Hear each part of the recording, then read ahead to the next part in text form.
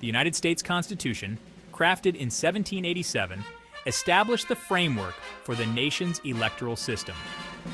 This document outlines the basic structure of elections, including the selection of the president, senators, and representatives. It lays out the terms of office and the powers of each branch of government. The Constitution also addresses the process of amending the Constitution itself, reflecting the founders' understanding of the need for adaptability over time.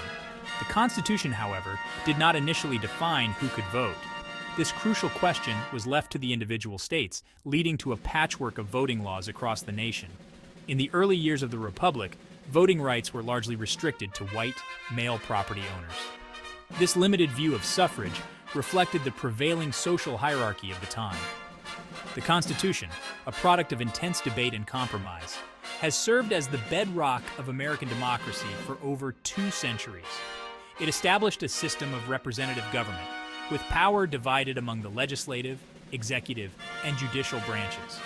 This system of checks and balances was designed to prevent tyranny and ensure that government derives its just powers from the consent of the governed. However, the journey towards a more inclusive and representative democracy has been a long and arduous one. The Constitution, while a remarkable achievement, left many questions about suffrage and equality unanswered. It would take generations of struggle and activism to fully realize the promise of we the people. In the early decades of the United States, voting rights were severely restricted. Only white men who owned property were generally allowed to vote.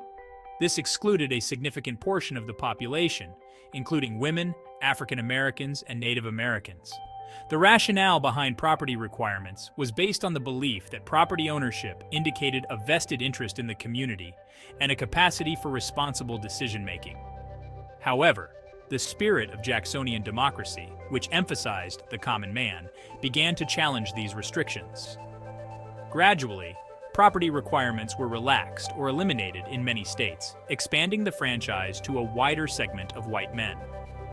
This expansion of suffrage was driven by various factors, including westward expansion, the rise of industrialization, and increasing calls for greater political participation. The issue of slavery further complicated the question of voting rights. Southern states, economically and culturally dependent on enslaved labor, fiercely resisted any attempts to grant suffrage to African Americans.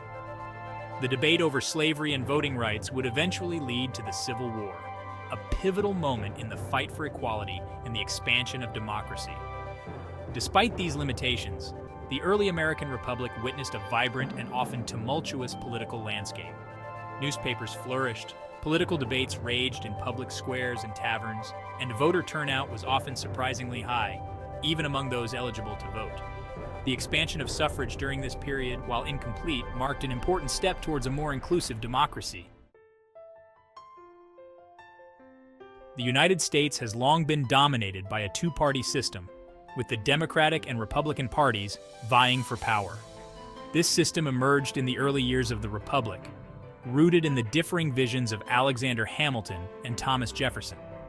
Hamilton, a staunch Federalist, favored a strong central government and a national bank, while Jefferson, a Democratic Republican, championed states' rights and an agrarian society. The 2-party system has evolved over time, with each party undergoing significant transformations in their platforms and constituencies. The Democratic Party, once associated with Southern planters and pro-slavery policies, underwent a dramatic shift during the Civil Rights Movement, becoming the party of civil rights and social justice.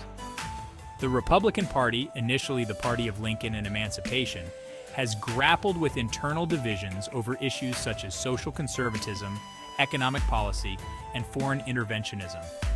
The 2-party system has had a profound impact on American politics, shaping electoral campaigns, policy debates, and the overall political landscape. It has provided voters with a clear choice between 2 contrasting sets of values and policy proposals. However, the 2-party system has also been criticized for stifling third-party challenges, limiting voter choice, and fostering partisan gridlock. Despite these criticisms, the 2-party system remains deeply ingrained in American political culture. It provides a framework for understanding political differences, organizing electoral competition, and governing a vast and diverse nation. The future of the 2-party system, however, remains a subject of ongoing debate. particularly in light of rising political polarization and the emergence of new political movements.